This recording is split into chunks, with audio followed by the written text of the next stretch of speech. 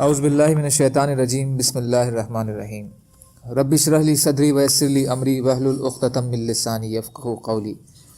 ریاض الصالحین حصہ اول، کھلے اور چھپے ہوئے کاموں اور حالات میں نیک نیتی کا ہونا ضروری ہے۔ نیکی کا حکم دینے اور برائی سے روکنے کا بیان۔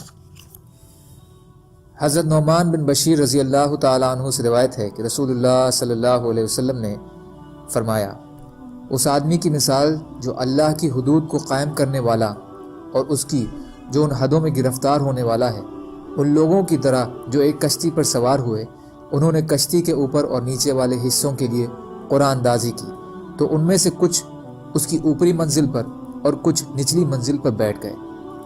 نچلی منزل والوں کو جب پانی لینے کی طلب ہوتی تو وہ اوپر آتے اور اوپر والوں پر سے گزرتے، جو انہوں ناگوا گزرتا۔ چنانچہ نچلی منزل والوں نے سوچا کہ اگر ہم اپنے نچلے حصے میں سوراخ کر لیں تاکہ اوپر جانے کی بجائے سوراخ سے ہی پانی لے لیں اور اپنے اوپر والوں کو تکلیف نہ دیں تو کیا اچھا ہوگا۔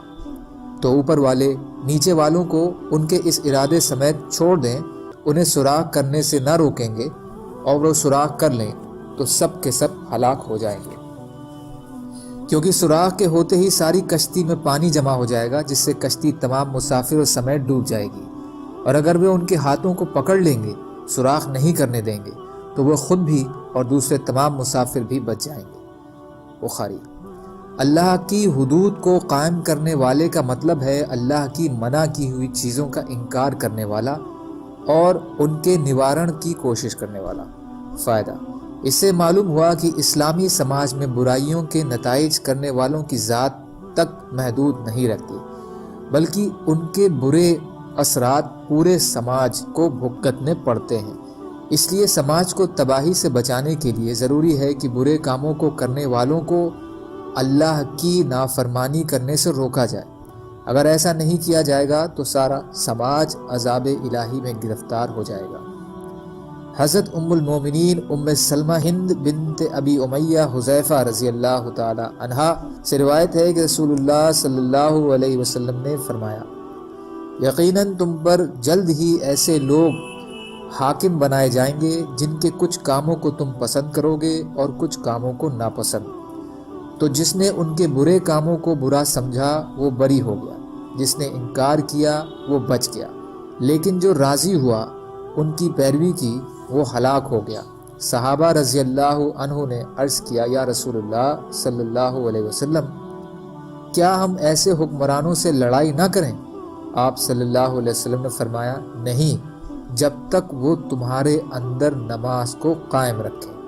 مسلم شریف۔ اس کے معنی ہے جس نے دل سے برا سمجھا اور ہاتھ یا زبان سے انکار کیا وہ اس مصیبت سے بچ گیا۔ زبان سے انکار کی طاقت نہیں تھی تو وہ گناہ سے بری ہو گیا اور اپنا فرض ادا کر دیا، اور جس نے اپنی طاقت کے مطابق انکار کیا وہ گناہ سے بچ گیا، اور جو ان کے کام پر راضی ہوا اور ان کی پیروی کی تو وہ گناہ گار ہے۔ فائدہ۔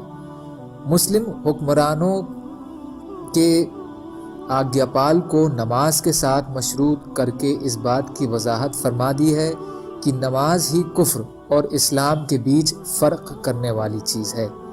دوسرا، اگر طاقت ہو تو حکمرانوں کو برائی سے ضرور روکیں، ورنہ دل سے برا جانیں۔ برائی میں ان کے ساتھ شرکت اور رضامندی نہایت ہی خطرناک ہے۔ اس لحاظ سے آج کل سیاسی پارٹیوں میں شرکت بہت ہی خطرناک معاملہ ہے، کیونکہ وہ پارٹیاں جب سطح میں آتی ہیں تو پارٹی ممبران کو ان کے ہر اچھے برے کام میں ان کی مدد اور پیروی کرنی پڑتی ہے۔ سبحان اللہ و بحمدہ، سبحانک اللہم و بحمدک، اشہد ان لا الہ الا انت، استغفرک و اتوب الیک۔ سبحان ربک رب العزۃ عما یصفون وسلام علی المرسلین والحمد للہ رب العالمین، برحمتک یا ارحم الراحمین، لا الہ الا اللہ، محمد رسول اللہ۔